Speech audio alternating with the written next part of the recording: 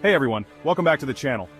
Today I've got some breaking news for you. The situation in the Middle East is heating up in a big way. Israel has launched extensive airstrikes on Hezbollah targets in southern Lebanon. This marks a significant escalation in an already tense crisis. Following a week of violence, including exploding wireless devices and rocket exchanges, the Israeli military claims it has targeted hundreds of Hezbollah rocket launchers. On the flip side, Hezbollah has fired rockets into Israel, causing brush fires and prompting evacuations. The airstrikes have resulted in casualties and massive damage in Lebanon, which is already struggling with a fragile healthcare system. The death toll from an Israeli strike in Beirut has risen, including senior Hezbollah commanders. This ongoing conflict has displaced tens of thousands of people on both sides of the border, adding to an already dire humanitarian crisis.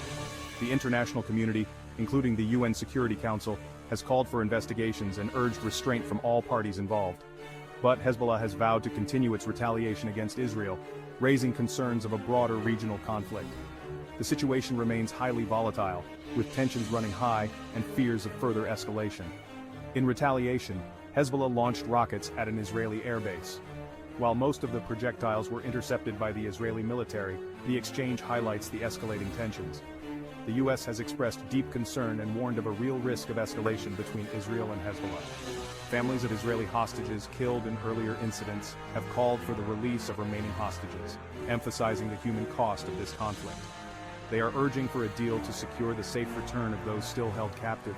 Meanwhile, the U.S. Embassy in Lebanon has advised American citizens to leave the country immediately due to the escalating violence. Adding to the political complexity, veteran Israeli politician Gideon Sa'ar has declined the position of defense minister amidst these border tensions. Protests have erupted in Israel, calling for Prime Minister Netanyahu's resignation, with demonstrators demanding that the hostage release deal be prioritized. The situation remains highly fluid, with diplomatic efforts underway to prevent further escalation. Israel has imposed restrictions on gatherings in Haifa and northern areas as it continues to target Hezbollah in Lebanon.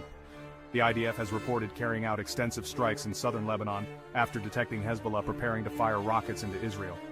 This follows an airstrike in Beirut that killed senior Hezbollah commanders, resulting in a significant number of casualties, including children. The U.S. and Jordan have urged their citizens to leave Lebanon immediately due to the escalating violence and the potential for further unrest.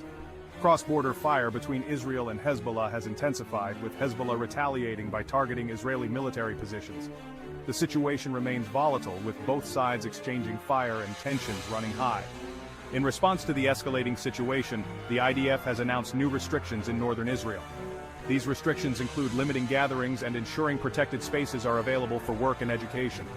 The conflict escalated after Hezbollah launched what it called a solidarity attack following Hamas's recent assault on Israel, further complicating the situation in the region. That's the latest update for now.